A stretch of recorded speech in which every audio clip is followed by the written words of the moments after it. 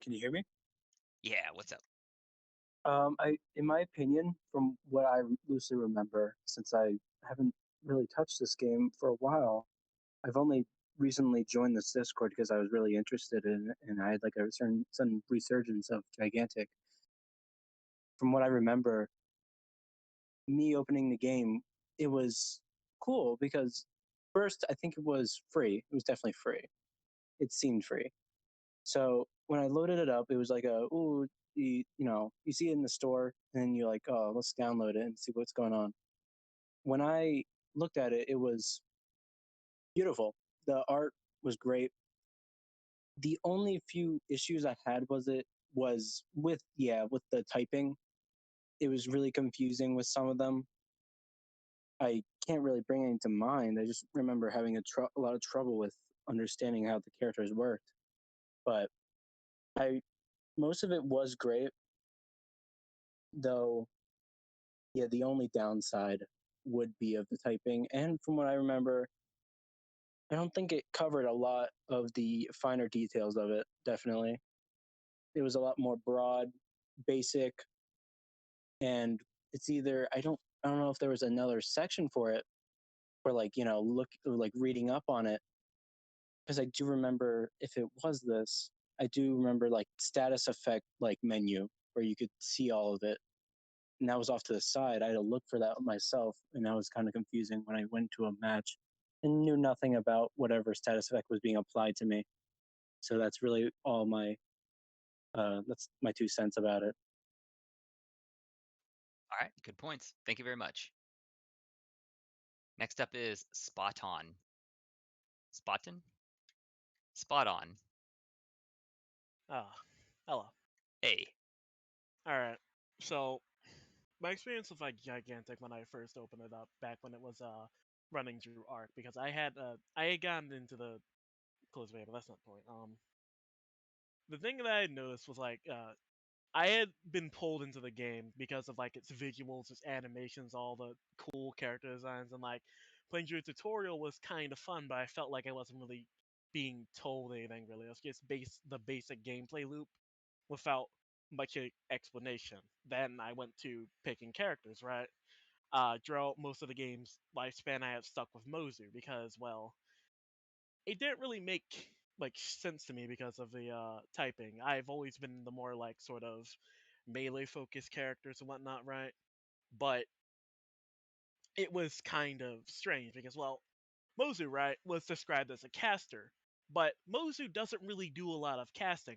Most Mozu uses like a teleport to get out and like their deflect to just like completely nullify most ranged things against them. So like I don't know why they were the way they were described as a caster. Then there is who's the dragon with the like who's Charnock. the Charnock? Yeah. Charnock was described as a caster, right?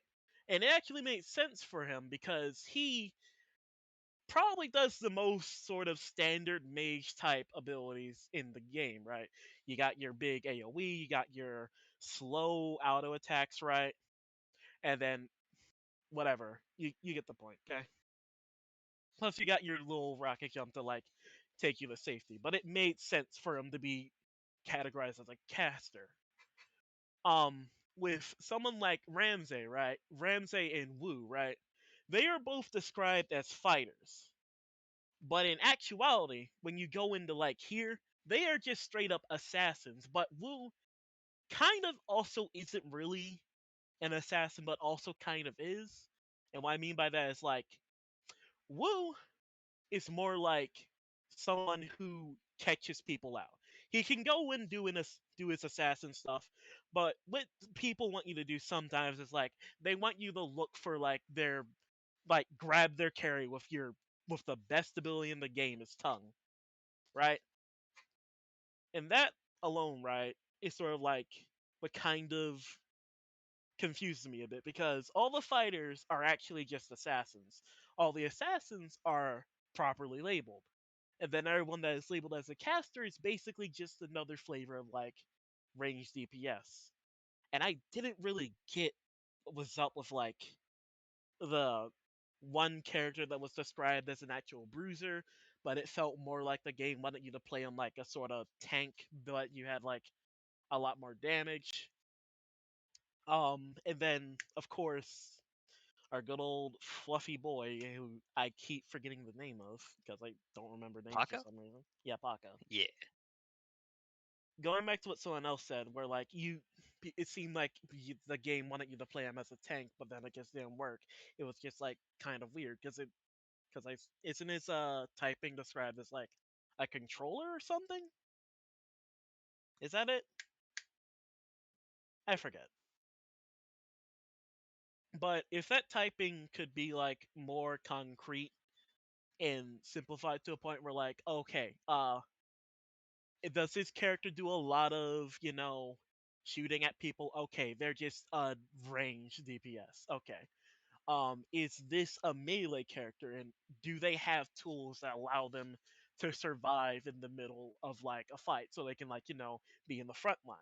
Okay, then that is a tank, or like I guess you could use the term bruiser if you're trying to put them more towards an aggressive playstyle versus like a stand back and stand in front then peel for your carries type character. Then that's when you would do that. But the difference, the things with like calling them like fighters and whatever just kind of made it awkward because, well, when Ramsey went into the game, what did Ramsey do? He did whatever he wanted while diving the entire back line and soloing all the goddamn camps.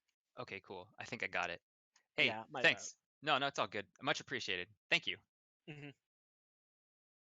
So let's bring in one more person. The last one will be Etchy. So this is a question for everybody in chat. It seems like a lot of people. This is on onboarding, and a lot of people are saying that the character roles were confusing or individual responsibility was confusing. So everybody in chat, what do you think was the reason for that? Could it have been because the characters were so flexible, or is it because the characters weren't placed in their roles properly? Were the roles not defined rigidly enough? What do you think were the reasons that people are new players specifically are finding the roles to be confusing and also not really understanding their individual responsibility?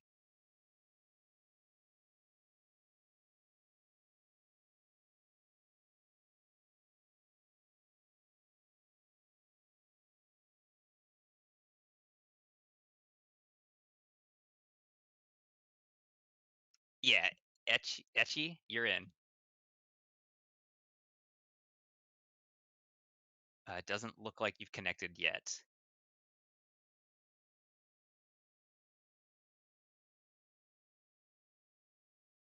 Yeah, sorry, I don't know what this looks like. I haven't done this before. Someone's saying that there's an accept button at the top. Oh, it looks like you canceled it. So, here, I'll shoot you another invite. Okay, that's my bad. That's my bad. Hey, Hello, gigantic. And first off, sofech, thank you, dog. Thank you. Like this is it means a lot to me and to some of my friends who we're lucky enough. I was fortunate enough to be able to play this game. That's kind of the way I put it. Personally, for those two questions, I can sort of combine them. Uh, the complexity behind the game, I don't think it necessarily should be something everyone understands right away, because there's a lot. There's like micro character interactions, macro when to push objectives and stuff like that, and that's just something that takes time to learn. You'll go into diamond games in league and people still don't know like basic, like you kill the jungler, you're up 5v3, just do baron. There's certain things that just people will actually never get because I don't know, there's a certain skill to it. But then there's also the fact that there just wasn't enough time. There wasn't enough time to really watch as much content to really explore. Well, while the game was live, of course, the servers are up now, but me personally, I've never like run the servers, the private servers, because there's that barrier to entry which you could say to an extent the original game had too, because it was a bit more tedious when you had to go through Steam, to go through Arc, to go through Windows 10 to play the game.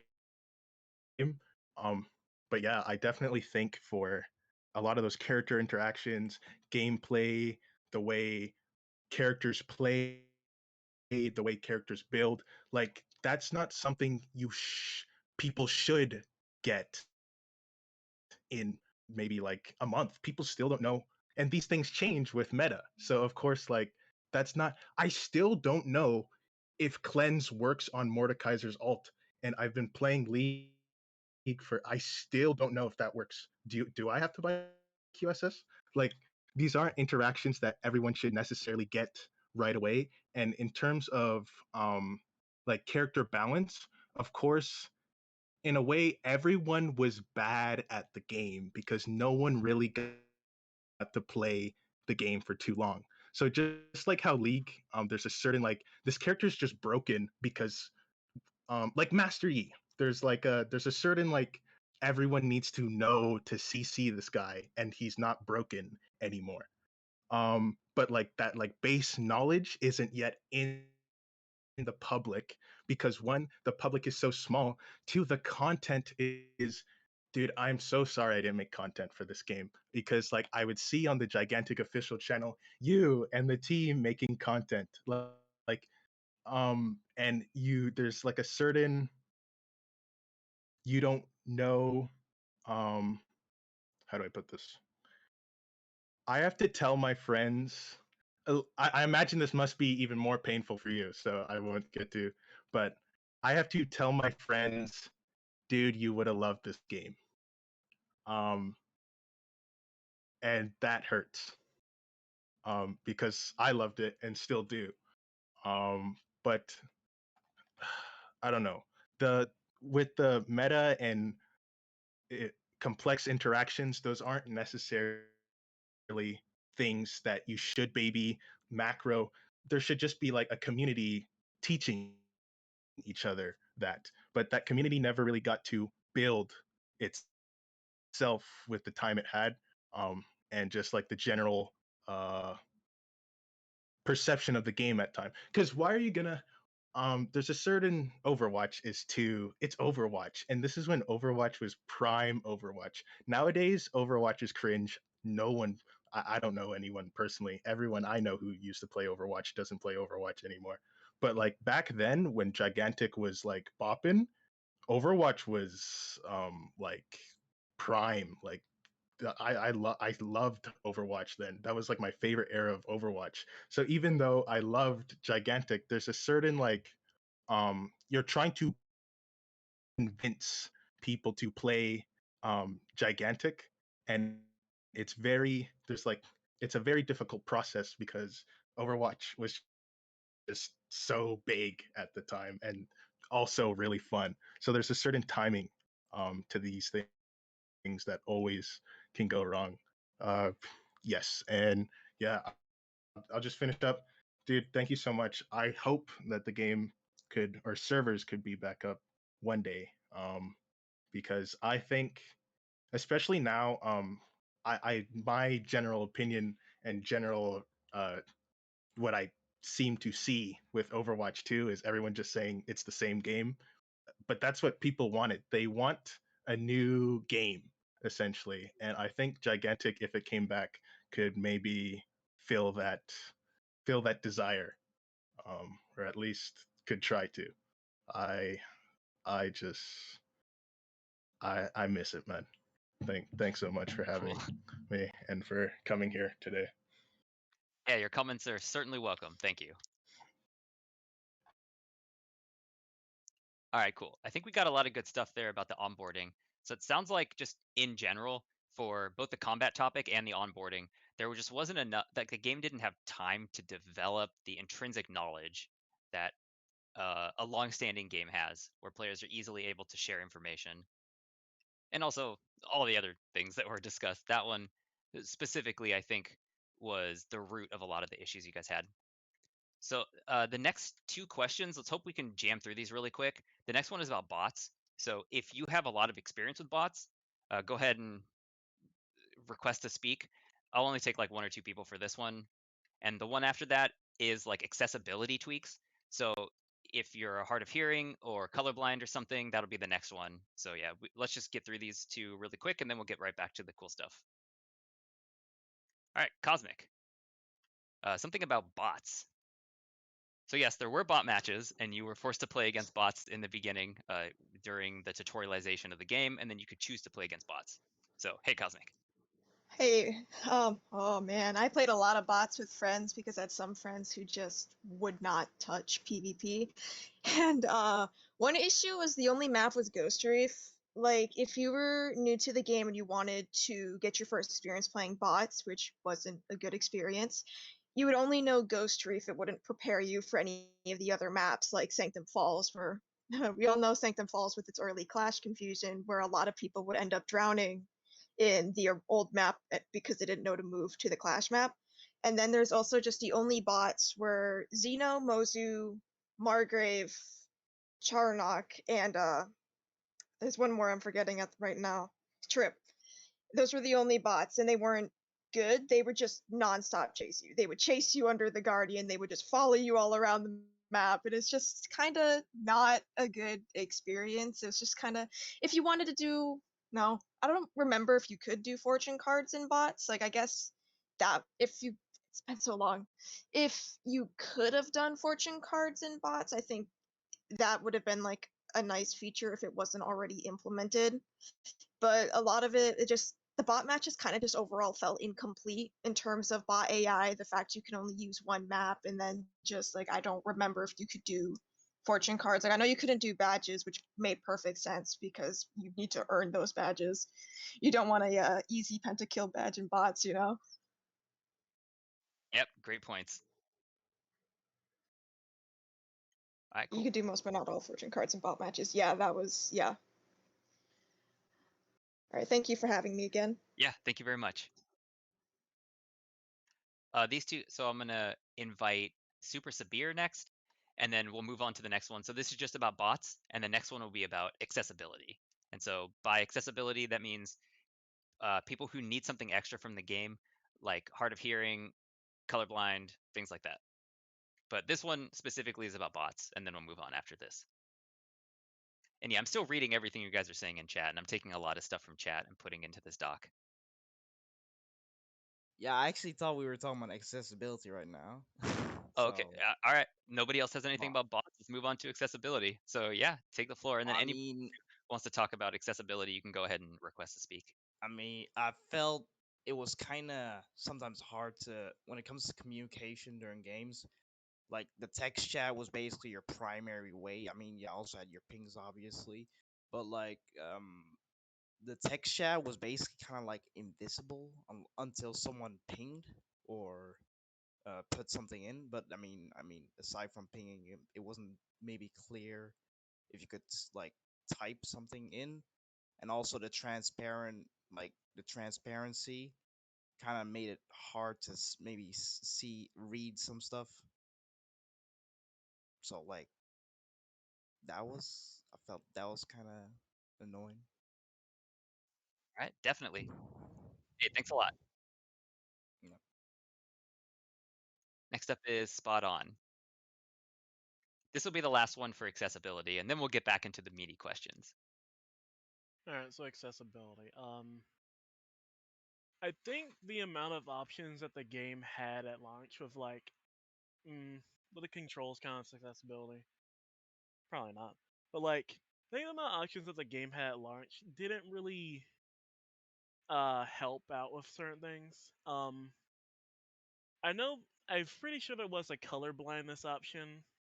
But for deaf people, I'm not sure how the game would approach it because other games have approached it, such as like Fortnite, by just straight up giving you a radial ESP. Sure, it didn't tell them whether they were above or below, but you knew that they were in that direction all the time. And that one I felt was like very heavy-handed because it wasn't just accessibility anymore. It was just everyone turned this option on. Um, there could be some additions like helping out with reducing people who are like, photosensitive with like seizures and whatnot, because I feel like some effects would be a bit too flashy and cause something like that. And probably something to help with motion sickness as well. That could also be something that gets added if this ever happens. I'm not sure. I wasn't here at the beginning, so I wouldn't really know much. But yeah, that's generally the bullet points I have for accessibility. Right on. Much appreciated. I am. It's just control options, really. Cool. Thanks. Mhm. So that wraps it up for bots and accessibility. All right. We are over an hour, but I still have 4 questions. So, I mean, if you guys want to chill with me, then I'm going to keep asking questions. Sincerely appreciate everybody coming out tonight. This is great. All right, get your fingers on that request to speak button. So this question, just in general, all right, this again, this has nothing to do with Perfect World. This has nothing to do with Motiga. This is just for my personal reference as a community manager in the video game industry. What do you guys think about the pricing structure for Gigantic? It was free to play. There was an ultimate pack that unlocked all of the all the heroes, and it gave you some premium currency. Then you have a soft currency, which is like gold, and then you have a hard currency, which is the rubies, which is premium. You could buy exclusive skins and things like that. So yeah, the pricing structure and just general MTX stuff. And we'll get through this one pretty quick too. So yeah, if you have comments about this, just kind of rifle off what you feel about that, and then we'll get on to the next couple questions. So first up is Gedster. Hey, how you doing? Yo, All right, so main thing in my opinion about the monetization was that it was almost perfect because I think the game was like I specifically remember seeing like footage from one of the devs at Motiga saying that they always wanted it to be a fully free to play experience, and I think a lot of people appreciated that. And honestly, in the years after Gigantic, a lot of games that blew up big time were free to play games, and part of the reason that they did blow up was because of that. The problem was that there wasn't enough monetization outside of that. I think there needed to be a little bit more. It needed to be harder to earn skins. Straight up, I think that you got gold a little bit too quickly for you to ever justify there being rubies, and well, to ever justify buying rubies. Sorry, my bad. I'm a little nervous, but that's the main thing for me. cool. Good points. Thank you very much. Yeah, thank you. Next up is Turtle Duck Man.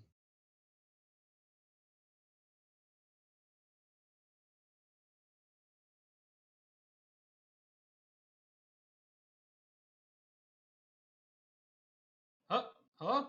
Hey, buddy. Hey, it's good to see you again. All right, so I have an interesting bit to Getster's thing, because so I said in chat, I think that Gigantic's monetization uh, style that's like what I go to when I'm explaining. Hi Ryan, when I'm explaining what a good free to play monetization model looks like to people, of like free to play. So because like you basically give them the option, like if you're looking at it like our options are make the game totally free, which is not feasible because then we can't pay our developers, or we can make it cost money upfront to buy, like Overwatch does. And when you do that, then that's great. But sometimes you alienate some people who are like, I don't know if I really want to spend $30 on it. But when you do it like Gigantic does, where like the way Gigantic had the premium pack is it basically said you can either play it for free or you can buy the game. And so it was kind of like on itch.io how you like can just they have things where it's like pay what you want, and so that's kind of what this monetization model gives you, is just like you can either have it or you can either just like pay up front and buy it, or play for free and like earn your way up to things. The only criticisms I have, or I had, was that, which is kind of the opposite of Gedster, is I thought that it was a little too slow to earn currency specifically to like unlock characters, because what happened is that like you would have to play for a really long time to unlock a character, and then maybe you end up not actually liking that character as much as you thought you did. And like the random rotation was super awesome. One thing, I don't remember if they ever fixed that, but I think there was a thing where the random rotation could still hit players characters you had, which is crummy. But in hindsight, I guess that would mean that you would basically just not have to unlock the last 5 characters if it never hit the characters that you didn't have. Um, but like I think that the paradigm of having free to play with a currency that you earn to unlock characters and like a weekly rotation of characters is good. I think that maybe having like the rotation of characters, because I don't remember if it was random or not. Was it random, or was there like, I believe it was random. Yeah. yeah, so maybe having that be more like, oh, there's 6 characters available every week, 2 melee characters, 2 ranged characters, 2 support characters, because I can definitely see somebody coming in to play the game for free, playing all 5 characters that are available to them randomly and hating all of them and uninstalling the game. Which is like a risk that you run when you have that kind of monetization system. And I think it's like a cost benefit analysis of like if you make the game like pay to play and then you just have all the characters unlocked, that doesn't have that problem, but then you might lose out on the people who don't want to pay any money. But then there's also the uh the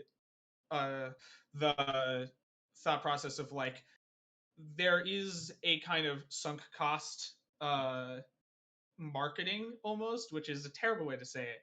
But like if you buy a game, I feel like you're more likely to continue playing it, maybe to get over that first hump of like learning how the game works, just because you're like, I've already paid $30.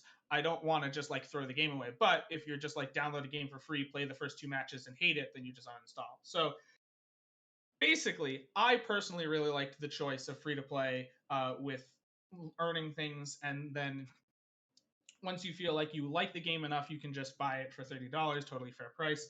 And it's a lot easier to like get people initially to play, especially if they don't play MOBAs. Um, but there is merit to just having it be like a game that you buy, kind of like Overwatch, because then you're more likely to keep the players who do end up buying it for the long term. I think free to play games probably, I don't have any data to back this up, so take this with a grain of salt, but I feel like they probably have a higher turnover rate of like people installing it and then uninstalling it, whereas the games like Overwatch, who just cost money out of the gate, don't. I will say that if the game costs money out of the gate, I do not like seeing in-app purchases in those games. I don't want to. I don't want to buy a game and then also still have the game be asking me for money. Uh, I know that that can be important for like operating costs, and I don't know like the logistics of how much it costs to maintain a game like that. But that kind of stuff is always just like obnoxious for me to see. So I really liked Gigantic's monetization system as it was. I would have maybe made it slightly easier to get heroes, and also made the random selection every week more tuned to giving you a broad variety.